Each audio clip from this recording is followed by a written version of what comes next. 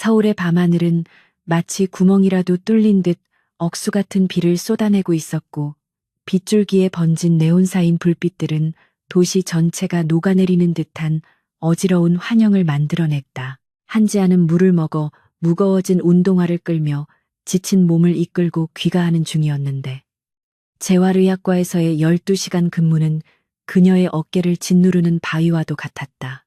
낡은 우산 하나로는 거세게 몰아치는 비바람을 막기에 역부족이었지만, 그녀는 택시를 탈 여유조차 없는 자신의 처지를 비관하기보다는 그저 묵묵히 받아들이는 편이었다. 차가운 빗물이 얇은 코트 안으로 스며들어 뼈마디가 시려왔음에도 불구하고 지안의 눈동자는 흐트러짐 없이 맑고 강인하게 빛나고 있었으며, 이는 그녀가 지난 수년간 가혹한 현실 속에서도 잃지 않은 유일한 자산이었다. 그녀가 화려한 고층 빌딩 사이에 숨겨진 어둡고 지저분한 골목을 지나치려던 순간, 빗소리 사이로 희미하지만 고통에 찬 신음이 그녀의 예민한 청각을 자극했다. 평범한 사람이라면 취객이나 노숙자로 치부하고 외면했을 상황이었고, 더욱이 이런 폭우 속에서는 누구도 자신의 안위를 포기하면서까지 남을 신경 쓰려 하지 않았다. 하지만 지아는 본능적으로 발걸음을 멈추었고, 의료인으로서의 직업윤리보다는 인간으로서 타인의 고통을 외면하지 못하는 천성이 그녀를 그 어둠 속으로 이끌었다. 그녀가 조심스럽게 다가갔을 때 그곳에는 허름한 점퍼와 낡은 바지를 입은 백발의 노인이 진흙탕 위에 쓰러져 가슴을 움켜쥔 채 가쁜 숨을 몰아쉬고 있었으며, 그의 얼굴은 이미 위험할 정도로 창백하게 질려 있었다. 지아는 망설임 없이 자신의 우산을 내팽개치고 더러운 흙탕물 속으로 무릎을 꿇고 앉아 노인의 상태를 살피기 시작했다. 차가운 빗속에서도 노인의 이마에는 식은땀이 흐르고 있었고, 맥박은 불규칙하고 미약하게 뛰고 있어 급성 심근경색이나 협심증 발작이 의심되는 위급한 상황이었다. 그녀는 즉시 노인의 기도를 확보하고 젖은 옷의 단추를 풀어 호흡을 원활하게 하려 노력하면서 주변을 향해 도움을 요청했지만, 지나가는 행인들은 힐끔거리며 경멸 어린 시선을 보낼 뿐 누구도 멈춰 서지 않았다. 그들의 눈에는 생명이 위급한 환자가 보이는 것이 아니라 그저 도시의 미관을 해치는 더러운 불황자가 보일 뿐이었기에, 지아는 입술을 깨물며 세상의 냉혹함을 다시금 뼈저리게 느껴야만 했다. 응급차를 기다리기에는 시간이 너무 촉박하다고 판단한 지아는 자신의 왜소한 체구로는 감당하기 힘든 노인을 부축하여 일으켜 세우려 안간힘을 썼다. 빗물과 진흙으로 범벅이 된 노인의 몸은 천근만근 무거웠지만, 그녀는 초인적인 힘을 발휘하여 그를 자신의 어깨에 기대게 하고 큰 도로변으로 끌고 나갔다. 지나가는 택시들은 흠뻑 젖고 더러운 행색의 두 사람을 보자마자 속도를 높여 지나쳐버리기 일쑤였고, 지아는 절망감에 휩싸일 뻔했지만 포기하지 않고 도로 한복판으로 뛰어들다시피 하여 겨우 택시 한 대를 멈춰 세울 수 있었다. 기사는 뒷좌석이 더러워질 것을 염려하며 노골적으로 불쾌한 기색을 드러냈으나, 지안이 2배의 요금을 지불하겠다고 소리치며 간절하게 호소한 끝에야 마지못해 문을 열어주었다. 가까운 종합병원 응급실에 도착해서도 상황은 녹록지 않았는데, 의료진들은 노인의 행색을 보고는 진료 우선순위에서 밀어내려는 태도를 보였다. 보호자가 없는 행여병자로 분류되어 기본적인 처치조차 지연되려는 찰나, 지아는 젖은 머리카락을 쓸어 넘기며 단호하고 위험 있는 목소리로 의료진을 향해 즉각적인 조치를 요구했다.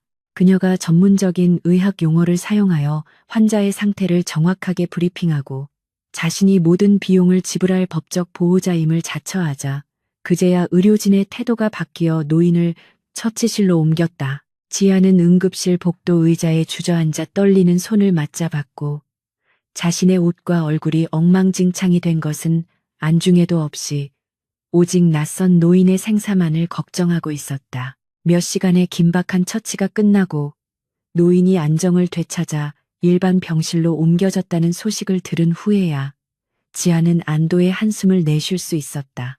원무과 직원은 의심스러운 눈초리로 그녀에게 다가와 적지 않은 액수의 청구서를 내밀었고, 그것은 지안이 몇 달 동안 먹고 싶은 것을 참아가며 모아둔 월세 보증금과 맞먹는 큰 돈이었다.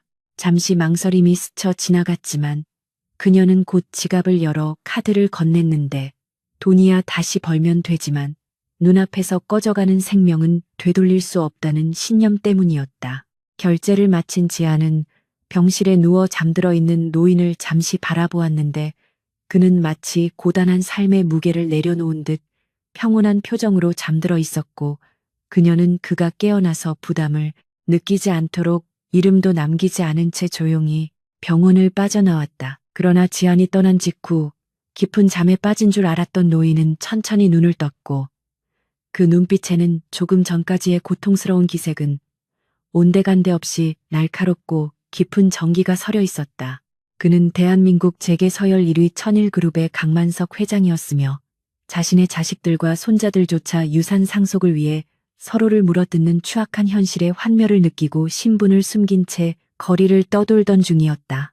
평생을 권모술수와 이익 계산 속에서 살아온 강 회장에게 아무런 대가도 바라지 않고 자신의 모든 것을 내어준 낯선 소녀의 행동은 엄청난 충격이자 신선한 감동으로 다가왔다. 강 회장은 침대 옆에 놓인 영수증과 그녀가 덮어주고 간 낡은 담요를 바라보며 굳게 닫혀있던 마음의 문이 열리는 것을 느꼈고, 이 은혜를 갚음과 동시에 썩어빠진 자신의 가문을 구원할 유일한 희망을 발견했다는 확신을 가지게 되었다. 지난밤의 폭우가 거짓말처럼 개고 맑은 햇살이 내리쬐는 아침이 밝았지만, 한지안의 현실은 여전히 먹구름 속에 갇혀있는 것만 같았다. 출근하자마자 병원장은 그녀를 원장실로 호출했고 차가운 표정으로 해고 통보를 내렸는데, 그 이유는 표면적으로는 경영 악화에 따른 구조조정이었으나 실상은 병원 이사장의 조카가 지안의 자리를 원했기 때문이라는 소문이 파다했다. 지안은 자신이 담당하던 환자들의 차트를 움켜쥐며 부당함을 호소하고 재고를 부탁했지만, 원장은 그녀의 간절한 눈빛을 외면한 채 퇴직금 정산 문제만을 사무적으로 이야기할 뿐이었다. 짐을 챙겨 병원 문을 나서는 지안의 발걸음은 천근만근 무거웠고, 어제 낯선 노인을 구하며 느꼈던 잠깐의 보람은 냉혹한 생존 경쟁 앞에서 허무하게 부서져 내리는 파도와도 같았다. 터덜터덜 걸어 도착한 그녀의 옥탑방 앞에는 집주인 아주머니가 팔짱을 낀 채 도끼 눈을 뜨고 서 있었는데, 이는 밀린 월세 독촉을 위한 무언의 시위임이 분명했다. 아버지가 남기고 간 막대한 빚을 갚느라 매달 월급의 대부분이 빠져나가는 상황에서 지안에게 여유 자금이란 존재하지 않았고, 이번 달 월세마저 밀리게 되면 당장 거리로 나앉아야 할 판국이었다. 집주인은 지안을 보자마자 고래고래 소리를 지르며 당장 방을 빼라고 으름장을 놓았고, 지안은 고개를 숙인 채 죄송하다는 말만 반복하며 며칠만 더 시간을 달라고 사정해야 했다. 벼랑 끝에 몰린 그녀의 처지는 어제 빗속에서 쓰러져 있던 노인보다 나을 것이 하나도 없었으며, 세상은 가진 것 없는 자에게는 숨쉬는 공기조차 허락하지 않는 듯 가혹하게만 느껴졌다. 그때 좁고 가파른 골목길 입구에서 위화감을 조성하는 검은색 고급 세단 세대가 미끄러지듯 들어와 멈춰섰고, 동네 주민들은 호기심 어린 눈으로 그 광경을 지켜보았다. 차문이 열리고 말끔한 정장을 차려입은 건장한 남성들이 내렸는데, 그들은 주위를 두리번거리다가 지안이 서 있는 옥탑방 쪽으로 망설임 없이 걸어오기 시작했다. 집주인은 그들의 압도적인 분위기에 눌려 꿀먹은 벙어리가 되어 뒷걸음질 쳤고, 지안 역시 영문을 몰라 긴장한 표정으로 그들을 응시했다. 무리의 우두머리로 보이는 중년 남성이 정중하게 고개를 숙이며 한지안 씨가 맞느냐고 물었고, 그녀가 긍정의 대답을 하자 그들은 회장님께서 모셔오라는 지시를 내리셨다며 정중하지만 거절할 수 없는 태도로 동행을 요구했다. 지안은 납치일지도 모른다는 두려움을 느꼈지만, 대낮에 보는 눈이 많은 곳에서 벌어지는 일이라 함부로 도망치기도 어려웠기에 일단 그들의 안내를 받아 차에 올랐다. 차는 부드러운 주행감으로 도심을 가로질러 서울이 한눈에 내려다 보이는 남산 기챈의 고급 한정식 집으로 들어섰고, 지아는 태어나서 한 번도 경험해 보지 못한 호화로운 분위기에 압도되었다. 직원의 안내를 받아들어선 은밀한 벼실에는 기품 있는 닭이 세트가 놓여 있었고, 창가에는 최고급 원단으로 지은 개량 한복을 입은 노인이 등을 돌린 채 서 있었다. 노인이 천천히 뒤를 돌아보았을 때 지아는 숨이 타물 듯한 충격을 받았는데, 그는 바로 어제 자신이 빗속 진흙탕에서 구해냈던 그 행여병자 노인이었기 때문이었다. 하지만 지금 눈앞에 있는 노인은 어제의 초라하고 병약한 모습과는 전혀 달랐으며, 날카로운 눈빛과 꼿꼿한 자세에서 뿜어져 나오는 카리스마는 그가 범상치 않은 인물임을 증명하고 있었다. 그는 자신을 대한민국 재계서열 1위인 천일그룹의 총수 강만석 회장이라고 소개하며 지안에게 자리를 권했고, 지안은 얼떨떨한 기분으로 맞은편 자리에 조심스럽게 앉았다. 강 회장은 어제 지안이 보여준 헌신적인 행동과 대가 없이 떠난 마음에 깊은 감명을 받았다고 말하며 자신의 목숨을 구해준 것에 대해 진심 어린 감사를 표했다. 지아는 의사로서 당연한 일을 했을 뿐이라고 겸손하게 대답했지만, 강 회장은 그녀의 올곧은 눈동자를 바라보며 자신이 사람을 잘못 보지 않았음을 확신하는 듯 미묘한 미소를 지었다. 강 회장은 찻잔을 내려놓으며 본론으로 들어갔는데, 그는 이미 지안의 뒷조사를 마친 상태였고, 그녀가 처한 경제적 어려움과 부당한 해고, 그리고 가족이 짊어진 빚에 대해 낱낱이 알고 있었다. 지아는 자신의 치부가 드러난 것 같아 수치심을 느꼈지만, 강 회장은 그녀를 비난하거나 동정하려는 것이 아니라 거래를 제한하려는 것이라며 그녀를 안심시켰다. 그는 지안에게 현재의 모든 빚을 청산해주고 병원 복직은 물론 앞으로의 학업 지원과 가족의 안전까지 보장해주겠다는 파격적인 조건을 제시했다. 지아는 세상에 공짜는 없다는 것을 누구보다 잘 알고 있었기에 경계심을 늦추지 않고 자신이 무엇을 해야 하는지 물었고, 강 회장의 입에서는 상상조차 하지 못한 말이 흘러나왔다. 내 손자 강도진과 결혼해서 그 아이의 방패가 되어주게. 강 회장의 제안은 단순한 청혼이 아니라 일종의 계약 결혼이었는데, 그는 자신의 손자인 도진이 집안 내의 권력 다툼 속에서 고립되어 있으며 주변의 하이에나 같은 친척들이 그를 무너뜨리려 호시탐탐 기회를 노리고 있다고 설명했다. 강 회장은 도진에게 필요한 것은 돈이나 명예를 탐하는 재벌가 여식이 아니라 지안처럼 강인한 정신력과 따뜻한 인간애를 가진 사람이라고 강조했다. 그는 지안이 도진의 곁에서 그를 지키고 올바른 길로 인도해 준다면 약속한 보상 외에도 천일그룹의 의료재단 운영권 일부를 넘겨주겠다는 엄청난 조건을 덧붙였다. 지아는 혼란스러움에 머리가 어지러웠는데, 사랑 없는 결혼을 돈 때문에 선택한다는 것은 자신의 신념에 어긋나는 일이라고 생각했기 때문이었다. 하지만 그녀는 문득 아침에 마주했던 집주인의 멸시 어린 시선과 병원장의 차가운 해고 통보, 그리고 빚쟁이들에게 시달리며 고통받았던 지난 날들을 떠올렸다. 자신이 거절한다면 당장 내일부터 거리로 나앉아야 하는 비참한 현실이 기다리고 있었고, 무엇보다 병상에 누워 계신 어머니의 치료비조차 감당할 수 없게 될 것이 자명했다. 강 회장은 지안의 망설임을 꿰뚫어 보듯 침묵을 지키며 그녀가 스스로 결단을 내리기를 기다렸고, 방 안에는 무거운 정적만이 흘렀다. 한참의 고민 끝에 지안은 고개를 들고 강 회장의 눈을 똑바로 응시하며 입을 열었는데, 그녀의 목소리에는 더 이상 망설임이 없었다. 그녀는 이 결혼을 수락하겠지만 그것은 돈이나 권력을 탐해서가 아니라 자신과 가족의 생존을 위한 선택이며, 동시에 강 회장이 보여준 신뢰에 대한 보답이라고 말했다. 또한 그녀는 도진이 자신을 원하지 않을 경우 언제든지 계약을 파기할 수 있다는 조항을 넣어달라고 요구하며 자신의 자존심을 지키려는 당당함을 보였다.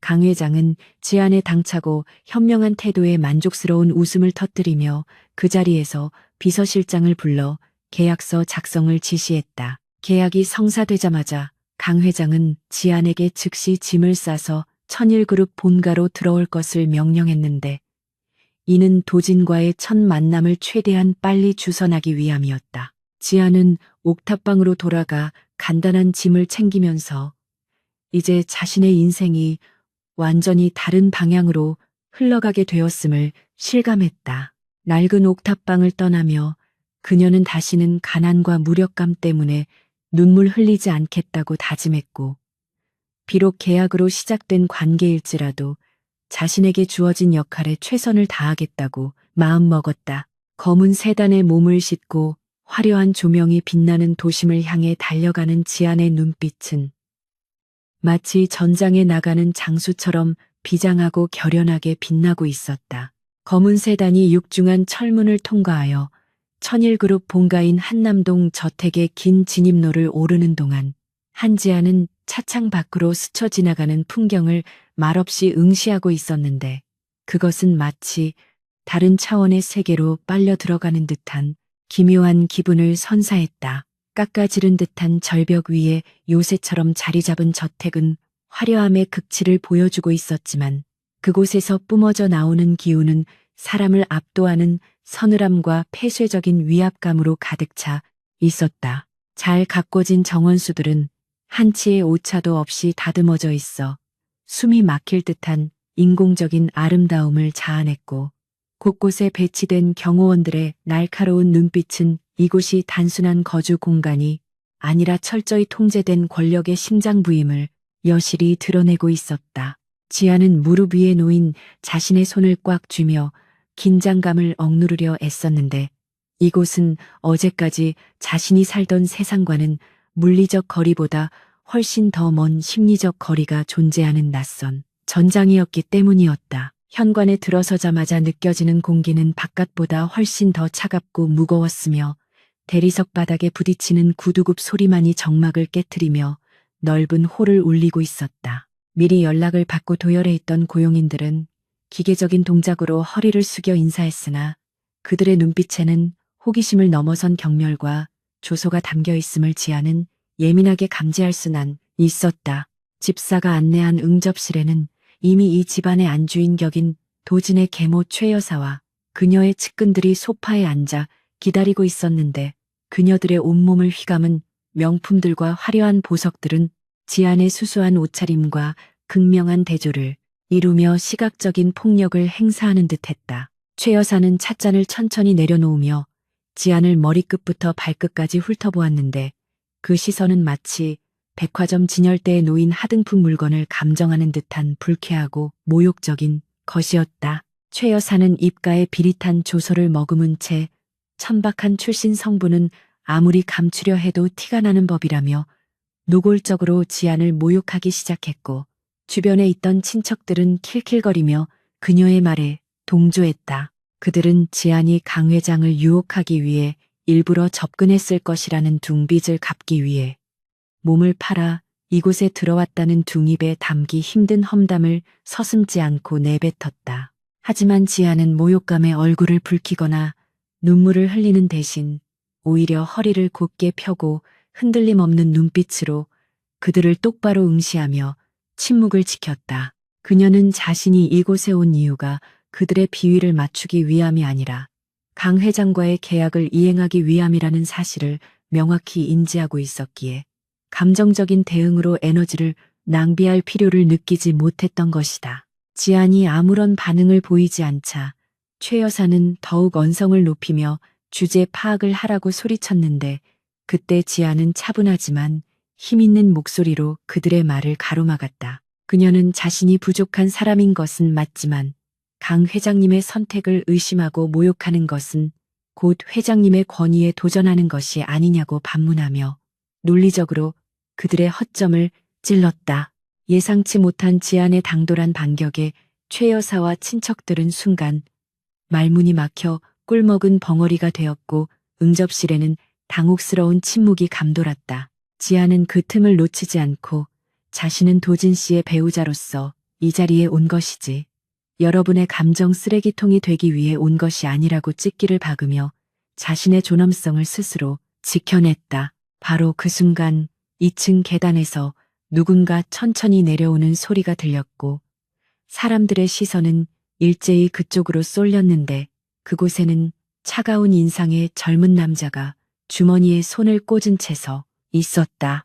그는 바로 강 회장의 장손이자 지안의 계약 결혼 상대인 강도진이었으며 그의 등장만으로도 실내의 공기는 순식간에 얼어붙을 듯 팽팽한 긴장감으로 가득 찼다. 도진은 큰 키와 조각 같은 이목구비를 가졌지만 그의 눈동자는 깊은 심연처럼 어둡고 냉소적이었으며 세상 모든 것에 대해 지독한 권태와 불신을 품고 있는 듯 보였다. 그는 계모와 친척들을 투명 인간 취급하며 지안에게 다가왔고 그의 입에서는 환영의 인사 대신 날카로운 비수 같은 말이 흘러나왔다. 도진은 지안의 코앞까지 다가와 그녀를 내려다보며 할아버지가 심어놓은 첩자가 겨우 이런 수준일 줄은 몰랐다며 비아냥거렸고 그의 목소리에는 지독한 혐오감이 서려 있었다. 그는 지안이 돈을 목적으로 자신의 인생에 끼어든 기회주의자라고 확신하고 있었으며 그녀가 할아버지의 지시를 받아 자신의 일거수일투족을 감시하고 보고할 것이라고 단정짓고 있었다. 도진은 지안에게 얼마를 받았는지 모르겠지만 그 2배를 줄 테니 당장 제 발로 걸어 나가는 게 좋을 것이라고 협박하며 그녀의 손에 쥐어진 가방을 거칠게 낚아채 바닥으로 내동댕이 쳤다. 가방이 열리며 지안의 소박한 소지품들이 대리석 바닥에 흩어졌지만 도진은 눈 하나 깜짝하지 않고 그녀의 반응을 즐기듯 지켜보았다. 지안은 바닥에 흩어진 물건들을 줍는 대신 도진의 눈을 피하지 않고 정면으로 마주보며 입을 열었는데 그녀의 목소리는 떨림없이 단단했다. 그녀는 자신이 돈이 필요해서 이곳에 온 것은 사실이지만 첩자 노릇을 하러 온 것은 아니라고 분명히 선을 그으며 당신이 그렇게 대단한 사람이라면 왜 할아버지가 나 같은 외부인을 끌어들여서까지 당신을 보호하려 하는지 스스로 생각해 보라고 일침을 가했다.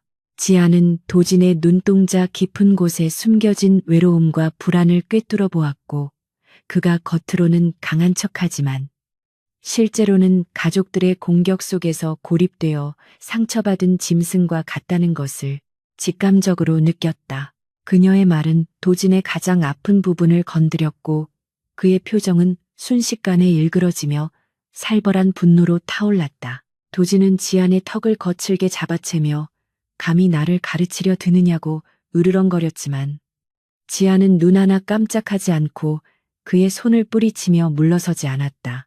그녀는 자신을 쫓아내고 싶다면 돈으로 회유하거나 협박할 것이 아니라 당신 스스로가 나 같은 방패가 필요 없을 만큼 강해졌음을 증명해 보이라고 도발했다. 지안의 대담한 태도에 도진은 헛웃음을 터뜨렸는데 지금까지 그 누구도 자신의 앞에서 이렇게 당당하게 맞선 적이 없었기에 그녀의 존재가 거슬리면서도 한편으로는 기이한 호기심이 일었다. 그는 잠시 동안 지안을 뚫어지게 응시하다가 차갑게 돌아서며 네가 이 집에서 얼마나 버틸 수 있을지 두고 보겠다는 말을 남기고 응접실을 빠져나갔다. 도진이 사라진 후 최 여사와 친척들은 다시금 기세등등해져서 지안을 조롱하려 들었지만 지안은 이미 그들과 상대할 가치를 느끼지 못했기에 집사에게 자신의 방으로 안내해줄 것을 요구했다. 집사는 도진과 대등하게 맞서는 지안의 모습을 보고 내심 놀라워하며 이전보다 한층 정중해진 태도로 그녀를 2층의 객실로 안내했다.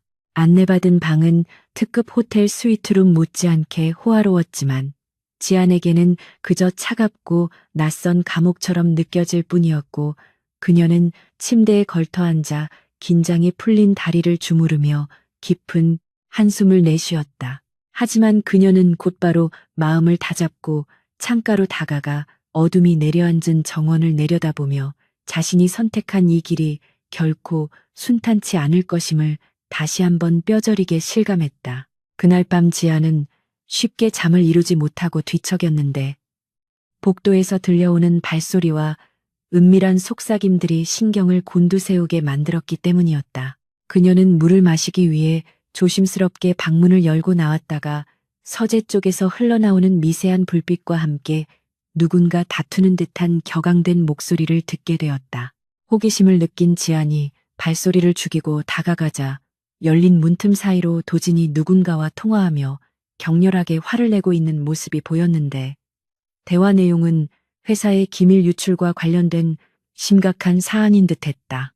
지아는 본의 아니게 도진이 처한 위기 상황을 엿듣게 되었고 그가 단순히 성격 파탄자가 아니라 거대한 음모와 싸우고 있는 외로운 투사임을 깨닫게 되면서 그에 대한 오해와 편견이 조금씩 허물어지는 것을 느꼈다. 다음날 아침 식사 자리는 예상대로 숨막히는 전쟁터와 다름없었는데 강 회장은 아직 건강상의 이유로 별채에 머물고 있었기에 식탁에는 적대적인 가족들만이 둘러앉아 있었다. 식사 도중 도진의 사촌 형인 태호가 짐짓 걱정하는 척하며 도진이 추진 중인 프로젝트가 난항을 겪고 있다는 사실을 언급하며 비아냥거렸고 다른 가족들은 은근히 즐거워하는 기색을 내비쳤다. 도진은 묵묵히 식사를 이어갔지만 쥐고 있는 포크가 휘어질 정도로 힘이 들어가 있었고 지아는 그 고립된 상황을 지켜보며 묘한 동질감과 연민을 느꼈다. 그녀는 조용히 물잔을 내려놓으며 태호에게 프로젝트의 난항은 일시적인 외부 요인 때문이지 도진 씨의 능력 부족이 아니라는 점을 들어 논리적으로 반박했고 식탁 위의 공기는 다시 한번 싸늘하게 얼어붙었다. 모두가 놀란 눈으로 지안을 쳐다보았지만 그녀는 태연하게 식사를 계속했고 도진 역시 의외라는 듯 지안을 흘끗 쳐다보았지만 아무런 말도 하지 않았다. 식사가 끝난 후 도진은 출근 준비를 하며 지안에게 다가와 쓸데없는 짓을 했다며 핀잔을 주었지만 그의 목소리에는 어제와 같은 날선 저개가 조금은 누그러져 있었다. 그는 지안에게 오늘 저녁에 있을 그룹 창립 기념 파티에 동반 참석해야 하니 준비하고 있으라는 말을 남기고 서둘러 저택을 빠져나갔다. 지안은 멀어지는 도진의 뒷모습을 바라보며 오늘 밤이 자신에게 주어진 첫 번째 시험 무대가 될 것임을 직감했고 다가올 폭풍우를 대비하기 위해 마음의 준비를 단단히 하기 시작했다. 천일그룹 창립 기념 파티가 열리는 호텔의 그랜드 볼룸은 대한민국 상위 1%가 모여 만든 화려함의 극치를 보여주고 있었는데 천장에는 거대한 크리스털 샹들리에가 별처럼 쏟아지고 있었고 바닥에는 붉은 카펫이 깔려 귀빈들의 발걸음을 받치고 있었다. 한지아는 도진이 보내준 짙은 남색의 이브닝 드레스를 입고 있었는데 과한 노출 없이 우아한 라인이 돋보이는 디자인은 그녀의 단아한 매력을 한층 더 부각해 주었지만 정작 본인은 몸에 맞지 않는 옷을 입은 듯 불편함을 느끼고 있었다. 그녀의 옆에 선 강도진은 완벽하게 재단된 턱시도를 입고 조각 같은 외모를 뽐내며 사람들의 시선을 사로잡았으나 그의 표정은 여전히 차갑고 사무적이었으며 지안을 그저 파트너로서 기계적으로 에스코트할 뿐이었다. 파티장에 들어서는 순간 수백 개의 시선이 두 사람에게 꽂혔고 그 시선 속에는 부러움과 질투 그리고 지안을 향한 노골적인 호기심과 경멸이 뒤섞여 있어 그녀는 마치 벌거벗겨진 채 무대 위에 선 듯한 수치심을 견뎌야 했다. 최 여사는 파티의 호스트로서 화려한 보석으로 치장한 채 손님들을 맞이하고 있었는데 지안과 도진이 다가오자 일부러 들으라는 듯 목소리를 높여 며느리의 출신을 깎아내리는 말을 내뱉었다. 그녀는 주변의 부인들에게 지안을 소개하며 가난한 집안에서 자라 예절을 잘 모를 수 있으니 이해해 달라는 식의 모욕적인 언사를 서슴지 않았고 부인들은 부채로 입을 가리며 킬킬거리는 소리를 냈다. 지안은 모멸감에 주먹을 꽉 쥐었지만 이 자리에서 감정을 드러내는 것은 도진과 천일그룹의 체면을 깎아먹는 일이라는 것을 알기에 묵묵히 미소를 유지하며 고개를 숙여 인사했다. 도진은 계모의 그런 행동이 익숙한 듯 무시하려 했지만 지안이 아무런 대꾸 없이 모욕을 감내하는 모습을 보자 미간을 살짝 찌푸리며 알 수 없는 불쾌감을 느꼈는데 그것이 지안을 향한 것인지 계모를 향한 것인지는 그 자신도 명확히 알지 못했다. 파티가 무르익어갈 무렵 행사장 한쪽에서 갑자기 쿵 하는 둔탁한 소리와 함께 사람들의 비명소리가 터져나왔고 음악 소리는 순식간에 멈추며 장내는 혼란에 빠졌다. 정계에 거물인 김 의원이 와인잔을 떨어뜨리며 가슴을 움켜쥐고 쓰러진 것이었는데 그는 입에 거품을 물고 경련을 일으키며 의식을 잃어가고 있었다. 주변에 있던 사람들은 놀라서 뒷걸음질 치기 바빴고 경호원들이 달려왔지만 의학적 지식이 없는 그들은 당황하여 어쩔 줄 몰라하며 무전기에 대고 소리만 질러댈 뿐이었다.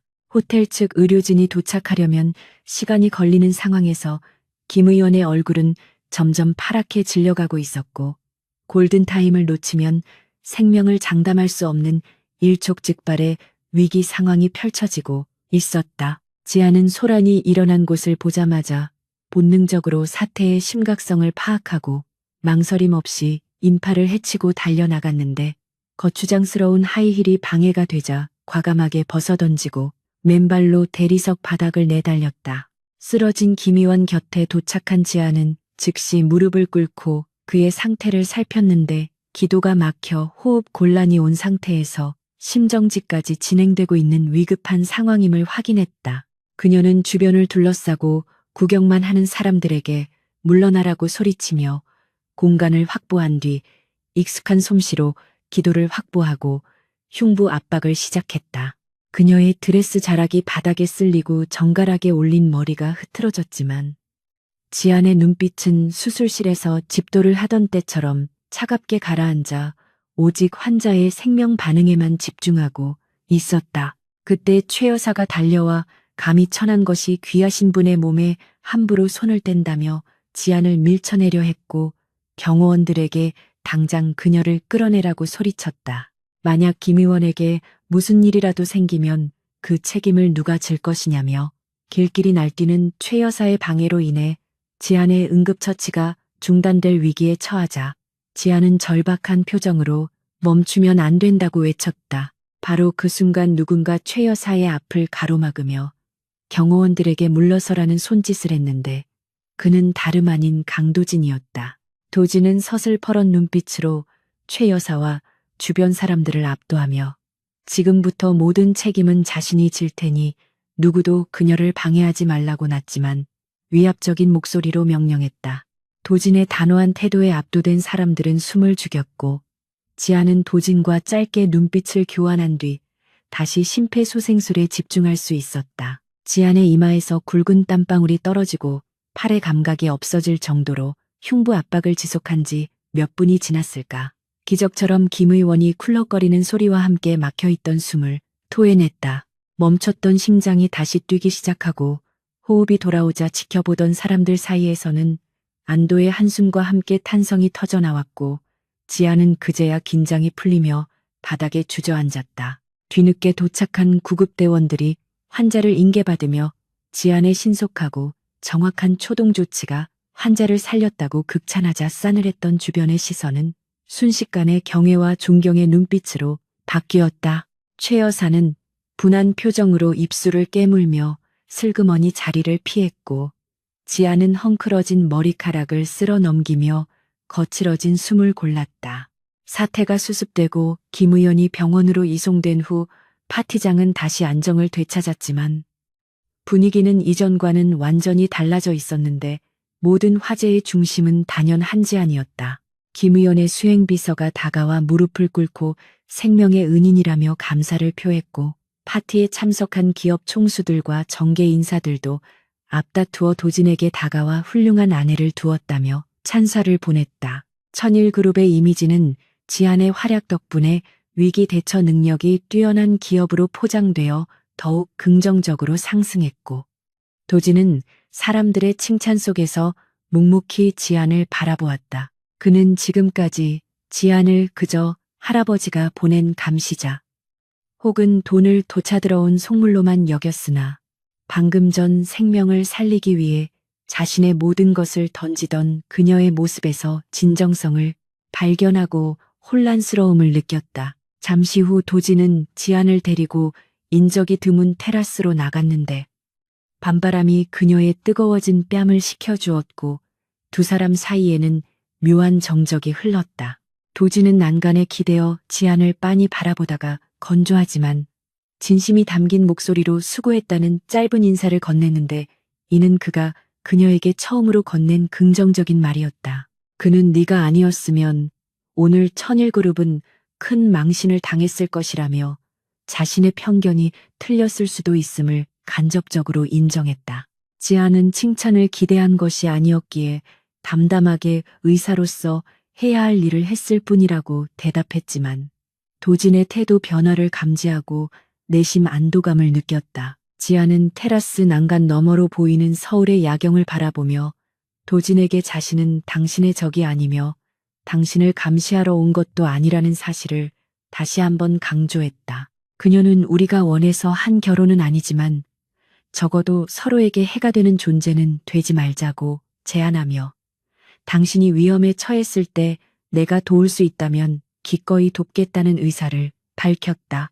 도진은 지안의 말에 바로 대답하지 않고 침묵을 지켰지만 그의 눈빛은 더 이상 차갑지 않았고 오히려 깊은 생각에 잠긴 듯 보였다.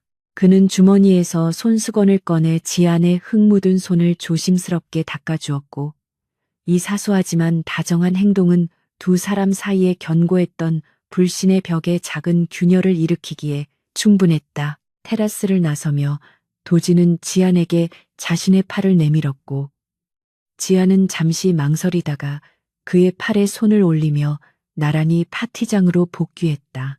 두 사람이 함께 들어오는 모습은 이전에 어색하고 경직된 모습이 아니라 진정한 파트너로서의 신뢰와 유대감이 엿보이는 그림 같은 장면을 연출했다. 사람들은 더 이상 지안을 무시하거나 조롱하지 못했고 그녀는 천일그룹의 며느리로서 당당하게 자신의 자리를 각인시켰다.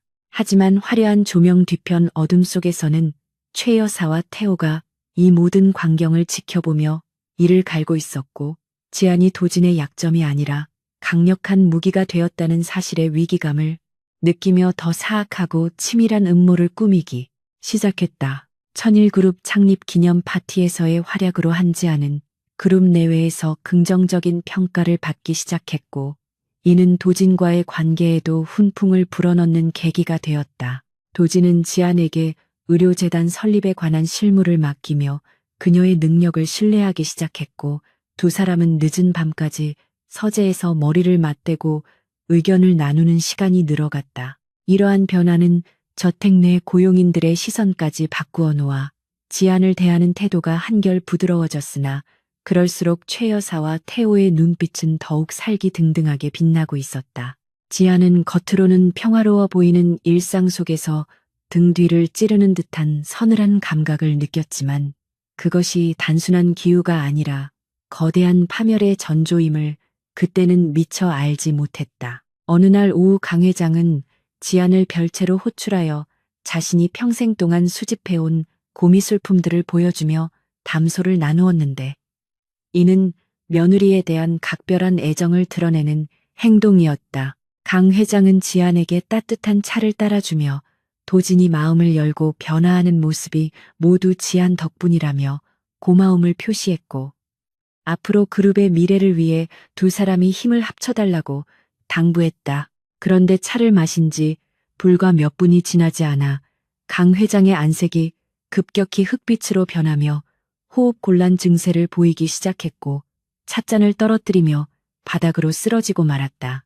지안이 놀라 다급히 응급처치를 시도하려 했으나 마치 기다렸다는 듯이 들이닥친 경호원들과 의료진에 의해 거칠게 제지당하고 밖으로 끌려나갔다. 강 회장은 즉시 천일병원 VIP 중환자실로 이송되었으나 의식불명 상태에 빠졌고 병원 측은 원인 불명의 급성 심부전이라는 소견을 내놓았다. 집안의 가장 큰 어른이자 지안의 든든한 방패막이었던 강 회장이 쓰러지자 저택의 공기는 순식간에 바뀌어 지안을 옥죄어 오기 시작했다. 최 여사는 눈물을 흘리며 슬퍼하는 척했지만 그녀의 입꼬리는 미세하게 올라가 있었고 친척들은 병원 복도에 모여 웅성거리며 지안이 회장님께 무슨 짓을 한 것이 아니냐는 의혹을 제기했다. 지안은 중환자실 면회조차 거부당한 채 저택으로 돌아와야 했고 불안한 마음으로 도진에게 연락을 시도했으나 그는 긴급 이사회 소집으로 인해 연락이 닿지 않았다. 그날 밤 천일그룹 감사팀과 사설 보안업체 직원들이 예고도 없이 저택에 들이닥쳐 지안의 방을 수색하겠다고 통보했는데 그들의 태도는 매우 강압적이고 무례했다. 그들은 그룹의 극비 프로젝트인 스마트시티 입찰 관련 서류가 경쟁사로 유출되었으며 내부 보안망 추적 결과 범인의 흔적이 지안의 방을 가리키고 있다고 주장했다. 지안은 결백을 주장하며 수색을 거부하려 했지만 최 여사가 나타나 떳떳하면 가만히 있으라며 직원들에게 강제 수색을 지시했다. 직원들은 지안의 옷장과 서랍을 닥치는 대로 뒤집어 엎었고 얼마 지나지 않아 지안이 평소 들고 다니던 가방 안쪽 깊숙한 곳에서 문제의 기밀 서류가 발견되었다. 최 여사는 압수된 서류를 보며 가증스러운 표정으로 경악하는 연기를 펼쳤고 주변에 있던 태호는 기다렸다는 듯이 낯선 남자가 지안의 통장으로 거액을 입금한 내역서를 증거로 제시했다. 그들은 지안이 빚을 갚기 위해 경쟁사의 사주를 받고 의도적으로 강 회장에게 접근했으며 결국 기밀 유출까지 감행한 산업 스파이라고 몰아세웠다. 지안은 그 통장이 빚을 갚기 위해 사용된 적이 없는 휴면 계좌임을 알았기에 이것이 치밀하게 조작된 함정임을 즉시 깨달았지만 눈앞에 놓인 조작된 증거들은 너무나 완벽했다. 그녀는 모함이라고 소리쳤지만 최 여사는 지안의 뺨을 세차게 올려붙이며 가문의 수치라고 매도했고 경호원들에게 그녀를 감금하라고 명령했다. 뒤늦게 귀가한 도진은 난장판이 된 집안꼴과 감금된 지안의 소식을 듣고 격분하여 최 여사를 찾아갔지만 그녀는 이미 경찰에 신고까지 마친 상태였다. 도진은 지안이 그럴 리가 없다고 항변했지만 최 여사는 증거물과 입금 내역을 도진의 눈앞에 들이밀며 사랑에 눈이 멀어 판단력이 흐려진 것이냐고 질책했다. 도진은 서류와 입금 내역이 너무나 정교하게 맞아떨어지는 것을 보고 순간적으로 혼란에 빠졌지만 파티장에서 생명을 구하던 지안의 진실된 눈빛을 기억하며 마음을 다잡았다. 그는 지안을 만나 직접 이야기를 듣겠다고 고집을 피웠고 최 여사의 만류를 뿌리치고 지안이 갇혀있는 방으로 향했다.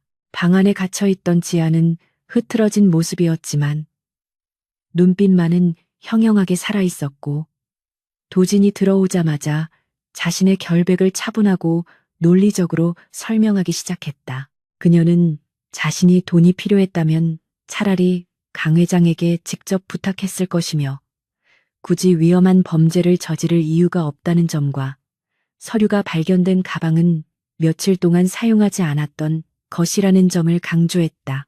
또한 그녀는 강 회장이 쓰러지기 직전 마셨던 차의 향이 평소와 달랐다는 점을 언급하며 이번 사건이 단순한 누명이 아니라 강 회장의 와병과 연관된 거대한 음모일 가능성을 제기했다. 도진은 지안의 흔들림 없는 태도에서 진실을 읽어냈고 그녀를 믿기로 결심했지만 밖에서는 이미 경찰차의 사이렌 소리가 요란하게 울리고 있었다. 경찰들이 영장을 들고 들이닥치자 도진은 자신의 권력으로 그들을 막아보려 했지만 이번 사건은 언론에까지 제보가 들어가 사회적 이슈가 된 탓에 함부로 손을 쓸 수 없는 상황이었다. 지안은 도진의 손을 잡으며 지금 무리하게 저항하면 오히려 당신까지 위험해질 수 있으니 일단은 법의 절차를 따르겠다고 그를 안심시켰다. 그녀는 경찰에게 연행되어 가면서도 고개를 숙이지 않았고 최 여사와 태호가 회심의 미소를 지으며 지켜보는 가운데 당당하게 걸어나갔다. 그녀는 이 시련이 자신을 무너뜨리기 위한 것이 아니라 진정한 적으로부터 자신을 보호하고 반격을 준비할 기회라고 스스로에게 최면을 걸었다. 유치장에 수감된 지안은 차가운 시멘트 바닥에 앉아 지난 며칠간의 사건들을 머릿속으로 되감으며 퍼즐 조각을 맞추기 시작했다.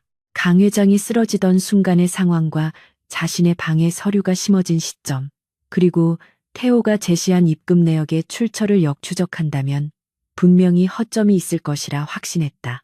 그녀는 절망에 빠져 울고 있는 대신 면회온 변호사에게 자신의 알리바이를 입증할 수 있는 CCTV 영상 확보와 강 회장의 혈액검사 기록을 요청하는 등 냉철하게 대응 전략을 수립했다. 비록 몸은 갇혀 있었지만 그녀의 두뇌는 그 어느 때보다 빠르게 회전하고 있었고, 그녀는 반드시 살아서 이 지옥 같은 누명을 벗고 진실을 밝혀내리라 다짐했다. 한편 도지는 텅 빈 지안의 방에 홀로 남아 그녀가 남기고 간 노트와 의료재단 기획안을 보며 깊은 죄책감과 분노에 휩싸였다. 그는 자신이 그동안 가족이라는 이름 아래 묵인해왔던 추악한 권력 다툼이 결국 자신에게 가장 소중한 사람을 해치려 한다는 사실을 뼈저리게 자각했다. 도지는 비서실장에게 은밀한 지시를 내려 최 여사와 태호의 최근 행적을 낱낱이 조사하게 했고, 강 회장의 주치의를 비밀리에 만나 진료 기록 원본을 확보하려 움직였다. 이제 그는 더 이상 방관자가 아니라 지안을 구하고 썩어빠진 가문을 도려내기 위해 칼을 든 심판자가 되어 어둠 속으로 걸어 들어갔다. 강도진이 구치소 면회실의 투명한 유리벽 너머로 마주한 한지안의 얼굴은 수척해져 있었으나 그 눈빛만은 여전히 꺾이지 않는 강철처럼 단단하게 빛나고 있었다. 도지는 자신의 무력함에 대해 깊은 사과를 건넸지만 지아는 고개를 저으며 지금 필요한 것은 자책이 아니라 냉철한 이성과 반격의 타이밍임을 상기시켰다. 그녀는 강 회장이 쓰러지던 날 마셨던 차에서 미세하게 맡았던 쓴 아몬드 냄새와 그가 복용 중이던 심장질환, 약물의 상호작용에 대한 의학적 소견을 도진에게 전달했다.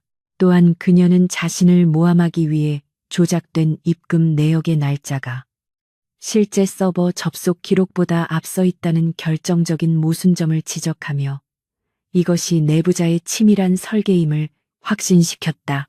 지안의 예리한 분석을 들은 도진의 머릿속에서는 흩어져 있던 퍼즐 조각들이 비로소 하나의 그림으로 맞춰지기 시작했고, 그는 이 싸움에서 승리할 수 있다는 확신을 얻었다. 도진은 면회를 마친 즉시 그림자처럼 움직이는 비서실 별동대를 가동하여 태호와 최 여사의 금융거래 내역을 샅샅이 뒤지기 시작했다. 그는 태호가 최근 홍콩에 설립한 페이퍼 컴퍼니로 거액의 자금을 빼돌린 정황을 포착했고, 그 자금의 일부가 지안을 모함하기 위한 공작금으로 사용되었음을 밝혀내는데 성공했다. 동시에 도지는 병원 보안팀을 매수하여 강 회장의 혈액 샘플을 바꿔치기 했던 담당 의사를 은밀한 곳으로 납치해 신문했고, 죽음의 공포를 느낀 의사는 최 여사의 사주를 받아 약물을 과다 투여했다는 충격적인 사실을 자백했다. 모든 증거가 확보되자 도지는 검찰 내에 믿을 수 있는 인맥을 동원하여 지안의 구속영장 실질 심사를 다시 청구했고, 명백한 무혐의 증거들 덕분에 그녀를 긴급 석방시킬 수 있었다. 한편 천일그룹 본사 대회의실에서는 강도진의 해임과 새로운 회장 선출을 위한 임시 주주총회가 열리고 있었는데, 분위기는 최 여사와 태호가 주도하는 대로 흘러가고 있었다.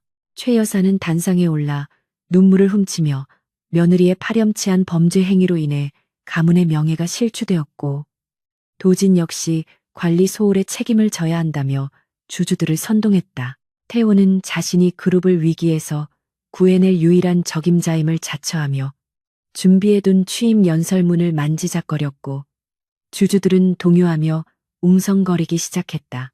투표가 시작되려는 찰나 굳게 닫혀있던 회의실의 육중한 문이 굉음과 함께 활짝 열렸고, 싸늘한 정적이 흐르는 가운데 강도진이 당당한 발걸음으로 들어섰다. 도진의 등장은 장내를 술렁이게 만들었지만 진짜 충격은 그 뒤를 따라 들어오는 한지안의 모습이었는데, 그녀는 죄수복 대신 흠잡을 데 없는 완벽한 정장 차림으로 고개를 꼿꼿이 들고 있었다. 유령이라도 본 듯 경악한 표정의 최 여사와 태호를 향해 지안은 여유로운 미소까지 지어 보이며 단상 앞으로 걸어나갔다. 태호가 경호원들을 부르며 소란을 피우려 했지만 도진은 날카로운 눈빛으로 그를 제압했고 미리 대기하고 있던 수행원들이 회의실의 모든 출입구를 봉쇄했다. 지아는 마이크를 잡고 떨림없는 목소리로 주주들에게 인사를 건네며 자신이 산업 스파이가 아니라 이 자리에 있는 진짜 범죄자들을 고발하기 위해 왔음을 선언했다. 지아는 대형 스크린에 강 회장의 진료 기록과 혈액 분석 결과를 띄우며 최 여사가 강 회장을 독살하려 했던 시도를 적나라하게 폭로했다. 그녀는 전문적인 의학 지식을 바탕으로 투여된 약물이 어떻게 심장마비를 유도했는지 설명했고 매수된 담당 의사의 자백 영상이 재생되자 회의실은 충격과 공포로 휩싸였다. 최 여사는 비명을 지르며 조작된 영상이라고 발악했지만 지아는 눈 하나 깜짝하지 않고 그녀를 싸늘하게 내려다보며 증거는 이것만이 아니라고 일갈했다. 이어서 도진이 나서서 태호의 횡령 내역과 페이퍼 컴퍼니를 통한 자금 세탁 증거들을 화면에 띄우자 주주들은 경악을 금치 못하며 배신감에 치를 떨었다. 태호는 핏대를 세우며 도진이 회장 자리를 차지하기 위해 꾸민 음모라고 끝까지 우겼지만 이미 대세는 기울어진 뒤였다. 도진은 태호가 지안의 노트북에 기밀 문서를 심어 놓으라고 지시하는 통화 녹음 파일을 재생했고 그 속에서 들려오는 태호의 비열한 목소리는 그가 빠져나갈 구멍을 완전히 봉쇄해 버렸다.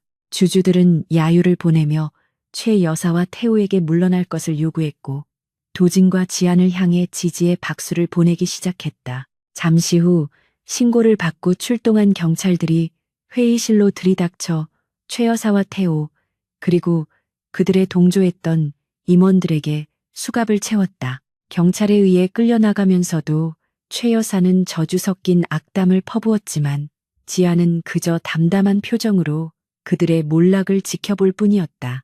소란이 진정되고 난 후 도진은 다시 단상에 올라 주주들에게 머리 숙여 사과하고 그룹의 쇄신과 투명한 경영을 약속하며 흔들리던 리더십을 완벽하게 회복했다. 그는 지안을 자신의 옆으로 불러 세우며 그녀야말로 위기의 순간에 그룹과 가족을 지켜낸 진정한 은인이라고 소개했고 주주들은 두 사람에게 기립 박수를 보냈다.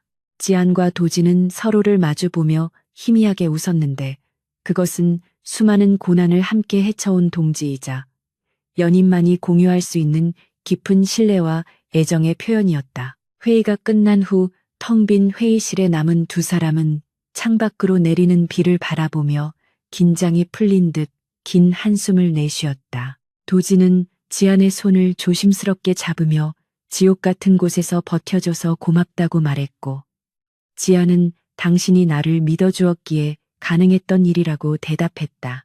이제 그들을 가로막던 거대한 장애물들은 모두 사라졌고 두 사람 앞에는 폐허가 된 전장이 아닌 함께 재건해야 할 새로운 미래가 펼쳐져 있었다.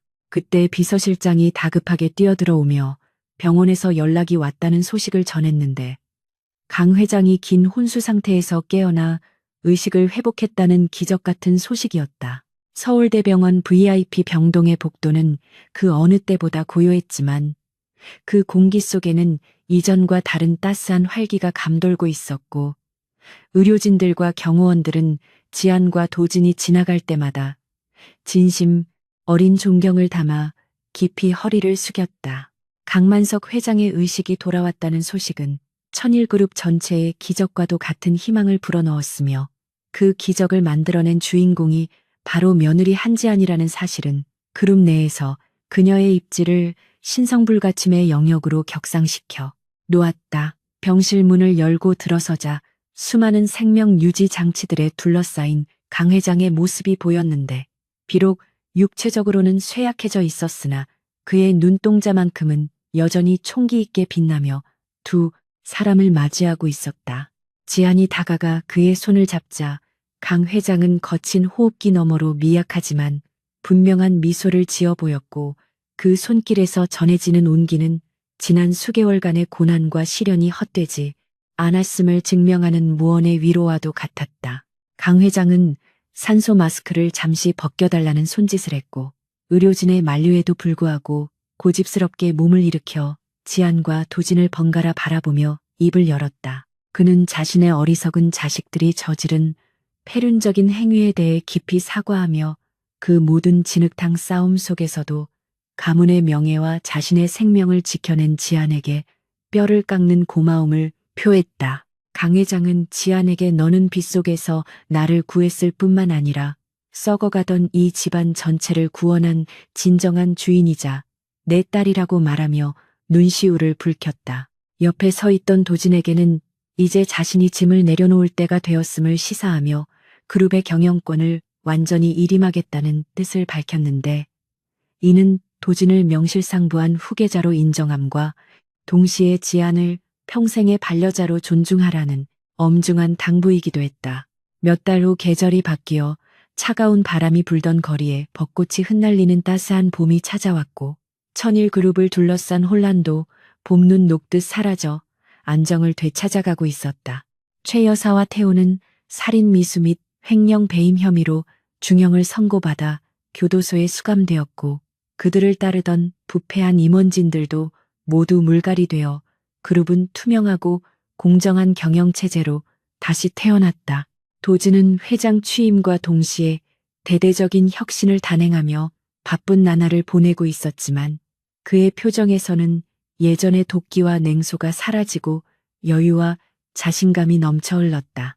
하지만 그의 마음 한구석에는 여전히 해결되지 않은 불안감이 자리 잡고 있었는데 그것은 지안과의 계약 결혼 기간이 끝나가고 있다는 사실 때문이었고 그녀가 모든 짐을 벗어던지고 떠날지도 모른다는 두려움이 그를 잠 못 들게 했다. 어느 날 저녁 도진은 일찍 귀가하여 정성스럽게 저녁 식사를 준비해 놓고 지안을 기다렸는데 식탁 위에는 촛불이 은은하게 타오르고 있었지만 그의 마음은 초조함으로 타들어가고 있었다. 지안이 병원 일을 마치고 돌아오자 도진은 겉옷을 받아주며 평소보다 더욱 다정하게 그녀를 대했고 식사가 끝날 무렵 조심스럽게 준비한 서류 봉투 하나를 식탁 위에 올려놓았다. 그것은 지안이 그토록 원했던 의료재단 설립 허가서와 함께 그녀의 명의로 된 재산양도 문서였는데 도진은 이것으로 계약의 대가는 충분히 지불되었으니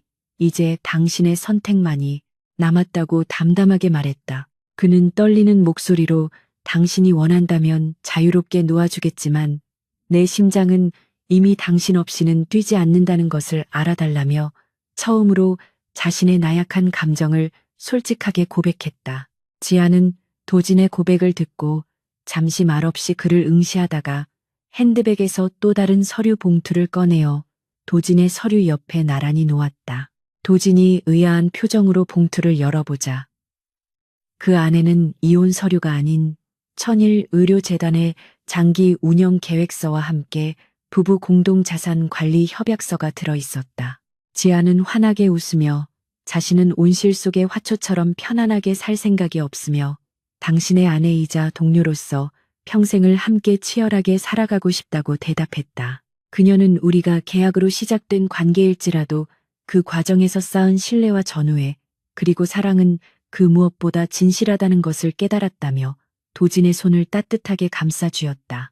도진은 벅차오르는 감정을 주체하지 못하고 자리에서 일어나 지안을 와락 끌어안았고 두 사람은 서로의 심장 소리를 느끼며 긴 시간 동안 말없이 포옹했다. 도진은 지안의 귓가에 대고 세상 그 무엇과도 바꿀 수 없는 소중한 사람이라며 정식으로 청혼했고 지안은 눈가에 맺힌 눈물을 닦으며 기꺼이 그 청혼을 받아들였다. 창밖에는 봄비가 보슬보슬 내리고 있었지만 두 사람의 마음속에는 비로소 완전한 햇살이 비치기 시작했고 그들이 함께 걸어갈 미래는 더 이상 어둡거나 외롭지 않을 것임을 예고하고 있었다. 그날 밤 두 사람은 비로소 계약서에 묶인 값과 을이 아닌 서로를 목숨보다 아끼는 진정한 부부로서 첫날 밤을 맞이했고 그들의 사랑은 깊어가는 봄밤처럼 무르익어 갔다. 1년 후 천일그룹이 야심차게 준비한 소외계층을 위한 전문 의료센터인 지안병원의 개원식 날 수많은 취재진과 정재계 인사들이 모인 가운데 테이프 커팅식이 진행되었다. 단상 중앙에는 휠체어에 앉은 강 회장과 그 양옆을 든든하게 지키고 있는 강도진 회장. 그리고 병원장으로서 흰 가운을 입은 한지안이 나란히 서 있었다. 카메라 플래시가 터지는 순간 지안은 1년 전 비 오는 골목길에서 쓰러져 있던 노인을 구하던 자신의 모습을 떠올리며 인생의 기묘한 반전에 대해 깊이 감사했다. 그녀는 단순히 재벌가의 며느리라는 타이틀에 안주하지 않고 직접 환자들을 돌보며 의료 사각지대를 없애기 위해 발로 뛰는 진정한 리더로서의 삶을 살아가고 있었다. 식이 끝나고 리셉션장으로 이동하는 도중 도지는 자연스럽게 지안의 허리를 감싸 안으며 귓속말을 건넸는데 오늘따라 더욱 아름다워 보인다는 닭살 돋는 멘트였다. 지안은 피식 웃으며 사람들 보는 눈이 많으니 채통을 지키라고 핀잔을 주었지만 그녀의 얼굴에는 행복한 미소가 떠나지 않았다. 두 사람은 서로를 바라보며 알 수 없는 미래가 또다시 시련을 가져다 준다 해도 이제는 두렵지 않다는 확신을 공유하고 있었다. 그들은 서로가 서로에게 가장 강력한 무기이자 든든한 방패임을 확인했기에 어떤 폭풍우가 몰아쳐도 함께 손을 잡고 그 비를 뚫고 나갈 준비가 되어 있었던 것이다. 행사가 모두 마무리되고 늦은 밤 집으로 돌아가는 차 안에서 지아는 피곤함에 지쳐 도진의 어깨에 기대어 잠이 들었다. 도진은 잠든 지안의 얼굴을 사랑스럽게 바라보며 그녀가 깨지 않도록 차의 속도를 줄였고 창밖으로 스쳐 지나가는 서울의 야경은 그 어느 때보다 아름답게 빛나고 있었다. 우연히 낯선 노인을 도와준 소녀는 이제 대한민국 최고 재벌가의 안주인이 되었지만 그녀의 본질은 변하지 않았고 그 선한 마음이 만들어낸 기적은 천일그룹이라는 거대한 제국을 인간미 넘치는 따뜻한 곳으로 변화시키고 있었다. 이야기는 여기서 끝이 나지만 그들이 만들어갈 사랑과 희망의 역사는 이제 막 첫 페이지를 넘겼을 뿐이며 그 울림은 오래도록 세상에 퍼져나갈 것이다.